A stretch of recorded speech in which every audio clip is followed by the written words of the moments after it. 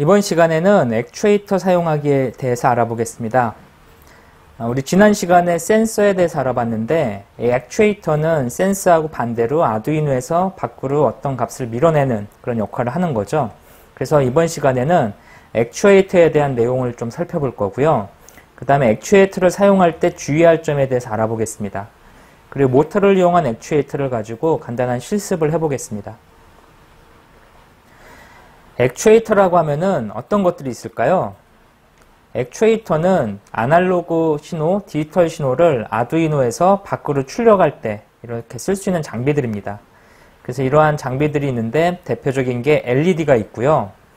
그 삼색 LED, 그 다음에 피에조 스피커, 세븐 세그먼트, LCD, 서버모터, 릴레이 이런 것들이 이제 대표적인 액추에이터들입니다. 지금 여기 화면에 보시면 이 LED 같은 경우에 이제 요 다리 길이를 가지고 극성을 표시하고 있고요. 그 다음에 여기 삼색 LED 같은 경우에는 4개의 다리를 가지고 그 색깔을 다 표현할 수가 있었죠. 그리고 여기에 보면 LCD 패널을 가지고 여기다 글씨를 출력할 수 있었고, 그 다음에 서브모터 같은 경우에는 그 모터의 회전수를 톱니바퀴로 제어해서 정밀한 제어가 가능한 그런 특성을 갖고 있습니다. 그 다음에 세븐 세그먼트는 숫자를 0부터 9까지 표시할 수 있는 기능을 갖고 있고요. 그 다음에 피에조 스피커는 소리를 출력할 수 있었죠. 그 다음에 모터, 이렇게 전기를 인가하면 계속 회전하는 그런 특성을 갖고 있습니다. 그 다음에 여기 보면 릴레이라고 하는 게 있는데, 이 릴레이는 전기 신호회를 주는 거에 따라서 회로를 연결 차단하는 그런 기능을 갖고 있습니다. 그리고 여기에 보면 이게 이제 우리가 트랜지스터라고 부르는 건데, 전류를 증폭하거나 줄이거나 하는 그런 용도로 사용되는 그런 제품들입니다. 그래서 이러한 형태로 다양한 형태의 이제 액추에이터들이 존재를 하고요. 이런 거를 사용할 때 이제 주의할 게 있습니다. 이 센서 같은 경우에는 어떤 외부에 있는 정보를 내부로 보내는 거고, 사실 이 센서에서는 전기를 그렇게 많이 쓰는 센서가 그렇게 존재하진 않죠. 하지만 액추에이터는 특히 모터 같은 경우에는 이 전기를 상당히 많이 쓰게 됩니다. 여기 보시는 DC 모터 같은 경우에 6V에 70mA를 쓰게 되어 있는데, 아두이노는 기본적으로 5V에 40mA를 제공하고 있거든요. 핀에서. 따라서 서로 다르죠. 만약에 40mA에다가 70mA를 연결하면 어떤 일이 벌어질까요? 전기가 부족하기 때문에 이 모터가 아예 작동하지 않거나 또는 최악의 경우 아두이노 회로가 손상되게 됩니다. 그래서 이러한 그 전압에 관련된 것들이 상당히 중요하기 때문에 이런 전기에 대한 양을 정확히 알아야 되고요. 또 하나 이런 극성에 관련된 문제가 발생할 수 있기 때문에 전류를 한쪽 방향으로 고정시켜주는 그런 장치들이 필요합니다. 지금 보시는 이 장치가 바로 다이오드라는 장치인데요. 여기 회색 선으로 이렇게 표시가 되어 있죠. 그래서 한쪽은 플러스 한쪽은 마이너스인 이렇게 표시가 되어 있는 회색선을 갖고 있는 게 있는데, 이 다이오드는 기본적으로 전류를 한쪽으로만 흐르게 합니다. 그래서 이걸 가지고 한번 확인을 한번 해보겠습니다. 지금 여기 이제 9V 배터리가 하나 있고요. 여기 보시는 LED가 하나 연결되어 있어요. 그래서 여기 보시면 이 극성을 가지고 한번 연결을 해보겠습니다. 이쪽에 있는 핀 다리 하나에다가 이쪽에 있는 다리 하나를 이렇게 연결해 보겠습니다. 이 핀을 하나 꽂고요. 그 다음에 다리를 이쪽 극성에다 이렇게 연결해 보겠습니다. 이렇게 연결하면은 지금 전류가 들어오죠. 이 방향에서는 이 다이오드에서 전기를 통과시키는 거죠. 만약에 이 다리를 반대로 이렇게 꽂아 보겠습니다. 다리를 반대로 이렇게 꽂아 버리면 이때는 전기가 통하지 않죠. 그래서 전기가 한쪽 방향으로만 간다는 거를 꽂아보면 확인할 수가 있습니다. 그래서 얘는 이런 전류를 한쪽으로만 방향을 맞춰주는 이런 장치가 바로 다이오드죠. 이 다이오드는 전류를 한쪽으로만 맞춰주기 때문에 모터를 사용하는 경우 순간적으로 전류가 거꾸로 흘러서 회로가 망가지는 그런 거를 차단할 수가 있는 게 이 다이오드 부품의 특성입니다. 그 다음에 이제 트랜지스터라고 하는 게 있는데요. 이 트랜지스터는 아까 방금 전에 보여드렸던 이런 게 트랜지스터인데, 트랜지스터는 뭐 여러 가지 타입이 있습니다. 여기 보시는 것처럼 이렇게 그 뒤에 방열판이 붙는 이런 큰 형태의 트랜지스터도 있고, 그 다음에 위에 모서리가 원통형으로 되어 있는 조그만 형태의 트랜지스터도 존재를 합니다. 이 트랜지스터는 전류를 증폭시키거나 스위치처럼 전류를 연결하거나 끊는 그런 용도로 사용이 되고 있고요. 이 전류를 끊고 연결하는 그 기본적인 원리는 뭐냐면, 기본적으로 전기가 들어가는 선이 하나 있고, 여기 C가 이제 전기가 들어가는 선이죠. 그 다음에 베이스 전기가 하나 있습니다. 그래서 베이스 선에서 나가는 전기, 에미트 전류를 제어할 수가 있습니다. 그래서 들어오는 전류에 대해서 나가는 전류를 제어해서 이 전기를 줄이거나 또는 반대로 증폭하거나 전기를 통하게 하거나 끊거나 이런 조정을 해서 이 전류량의 변화를 일으키는, 이게 바로 트랜지스터의 기본 원리죠. 이런 트랜지스터가 있고요. 그 다음에 축전지라는 게 있습니다. 축전지는 전기가 저장됐다가 이렇게 흘러가는 거를 전압을 일정하게 만들어주는 역할을 하고 있습니다. 그래서 전류의 방향이 있으면 이 방향이 이렇게 흘러갈 때 이 축전지를 놔두게 되면 이 부분에 이렇게 버퍼가 차서 흘러가는 양이 항상 일정하게 만들어줄 수가 있습니다. 여기 보시는 게 바로 축전지입니다. 이 축전지는 콘덴서라고도 불리는데요. 이 안에 이렇게 원통형으로 되어 있는 이런 모양들도 있고, 이렇게 저용량 같은 경우에 이렇게 납작한 형태로 노란색을 갖는 이런 모양도 갖고 있습니다. 이거의 원리는 전기를 잠깐 저장시켜 놓는 그런 기능을 갖고 있는 거죠. 이런 원통형 같은 경우에는 안에 전해질 감고 있는 전해질 종이하고 그 안에 금속 판마 가구가 이렇게 안에 말려 있습니다. 그래서 이 안에 전기가 들어가는 거고요. 보통 이런 극성을 갖고 있어서 플러스 마이너스로 이렇게 전기를 넣어주게 됩니다. 우리 옛날 쓰던 텔레비전, 오래된 텔레비전 같은 경우에 뒤를 뜯게 되면 이런 비슷한 류의 콘덴서가 아주 큼지막한 게 들어있는데, 이런 거를 쓸 때는 매우 주의를 해주셔야 돼요. 왜냐하면 얘가 전기를 안에 머금고 있기 때문에 우리가 전기 콘센트를 뽑은 상태에서 이런 콘센트에 대해서 만약에 이렇게 손을 잘못 갖다 대면은 이 안에 저장되어 있는 전기가 순식간에 과전류가 흘러서 감전을 일으키게 됩니다. 특히 이렇게 좀 규모가 큰, 사이즈가 큰 콘덴서 같은 경우에는 전류량이 상당히 커서 매우 위험할 수 있기 때문에 이런 회로를 다룰 때는 이런 컨덴서에 손을 대지 않는 그런 주의가 좀 필요합니다. 아니면 얘가 방전이 완전히 될 때까지 좀 시간을 두고 기다리는 그런 게 필요합니다. 그래서 컨덴서는 다시 한번 정리하자면 기본적으로 전기를 저장하는 역할을 하는 거라고 생각하시면 되고요. 그 다음에 이런 다이오드는, 이 다이오드도 이제 종류가 여러 가지가 있는데 전압량에 따라서 이 다이오드는 기본적으로 전류가 한쪽 방향으로만 흘러가게 하는 거. 그리고 여기 보시는 이런 트랜지스터는 들어가는 전류, 베이스 전류, 그 다음에 나오는 전류를 조작해서 전류를 증폭시키거나 또는 줄이거나 전기를 차단하거나 연결하거나 그런 작동을 할 수 있습니다. 이런 형태의 트랜지스터 작게도 있고요. 이런 사이즈 크기에 따라서 전류량이 달라지게 됩니다.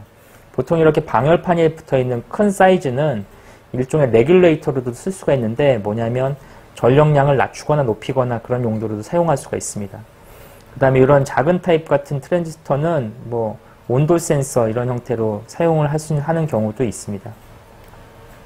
그래서 이런 제품들에 대해서 좀 살펴봤고요.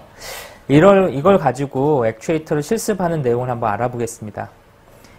이번 시간에 알아볼 내용은 우리가 DC 모터에다가 가변 저항을 연결해서 DC 모터의 속도를 제어하는 그런 내용들을 좀 살펴볼 건데요. 기본적인 재료로 DC 모터 하나, 가변 저항 하나, 그리고 트랜지스터, 그리고 다이오드, 그리고 10K 옴 저항 하나, 그리고 9V짜리 건전지를 하나 사용하겠습니다. 기본적인 회로 구성은 지금 보시는 화면처럼 구성을 하게 됩니다. 여기 보시면은 여기 가장 먼저 이제 가변 저항이 있는데, 가변 저항 다리 3개짜리가 이렇게 있는데, 이 3개짜리를 이렇게 하나는 플러스 전구, 여기에 보이는 빨간 선이죠. 빨간 선은 5V 플러스입니다. 그래서 5V 플러스, 그 다음에 이쪽에 있는 그라운드, 마이너스 전기 그라운드로 이렇게 연결되어 있죠. 검은색으로.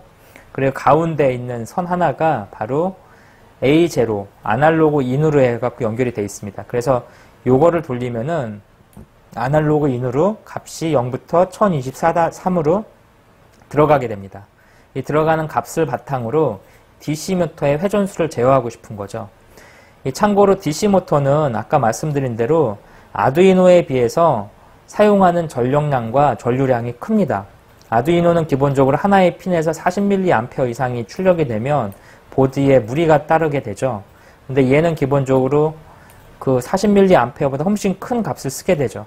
따라서 문제가 생길 수 있기 때문에 이 전류량이 한 방향으로 흘러가게 하기 위해서 이 앞에 다이오드를 하나 추가했습니다.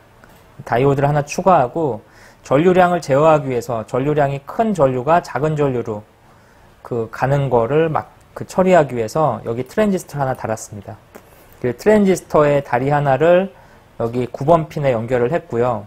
그 다음에 트랜지스터의 가운데 다리는 그라운드에다가 연결해서 전류량이 한 방향으로만, 전력이 한 방향으로 흘러가게 제어를 했고, 이 한 방향 흘러가는 전류량 중에 하나를 DC 모터에 연결을 했습니다.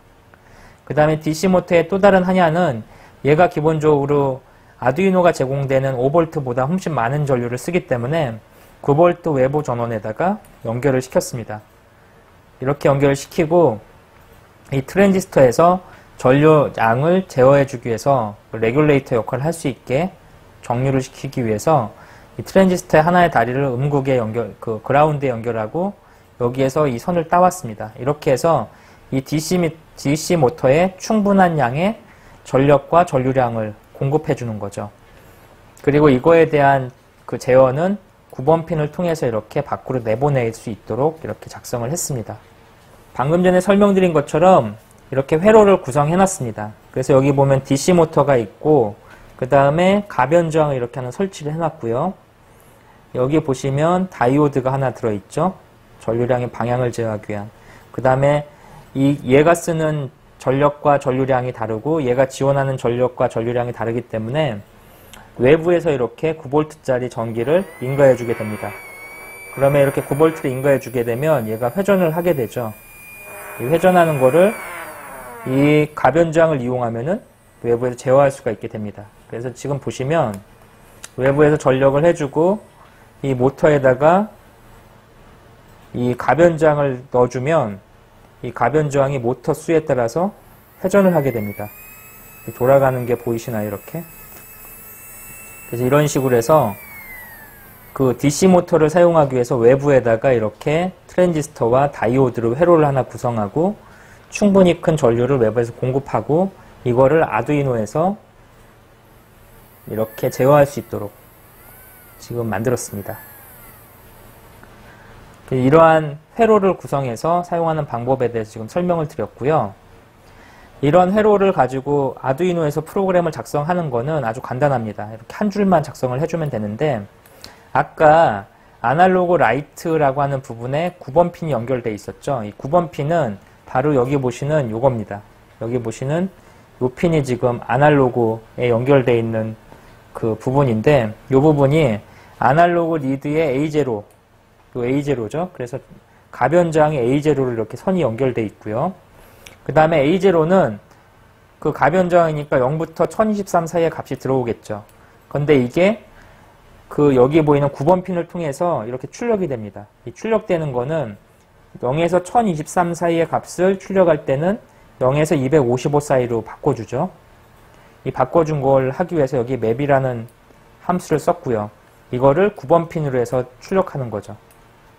그래서 아날로그를 9번 핀으로 출력을 해주면 얘가 움직이는 전류량이 0부터 255 사이의 값이 될 거고 그 값이 트랜지스터를 통해서 크기가 조정이 됩니다. 그 조정되는 게 바로 여기에 흘러가는 전기량을 제어해 주는 거죠. 그래서 얘를 움직일 때마다 모터의 회전수가 달라지게 됩니다. 그래서 여기 보시면 소리가 나죠? 회전하는 소리가. 이런 식으로 해서 회로가 구성이 된 거죠. 지금 보시는 것처럼 아날로그 그 리드와 아날로그 출력만 가지고 그 용량이 큰 외부 모터를 연결하는 방법에 대해서 설명을 드렸습니다. 가변저항에 따라서 DC 모터 속도가 바뀌는 것을 확인할 수가 있고요. 이런 회로를 가지고 조금 더 복잡하게 구성을 해주면 그 자동차, 우리 자동차, 그 장난감 자동차, 속도계 같은 거를 쉽게 구현할 수가 있겠죠. 외부에 큰 전력을 쓰는 자동차에 관련된. 그래서 이러한 트랜지스터를 이용한 회로를 구성해 봤습니다. 이러한 회로를 구성할 때는 데이터 시트를 보고 부품에 대한 과전류나 역류에 대한 보호장치가 있는지를 확인해야 되고요.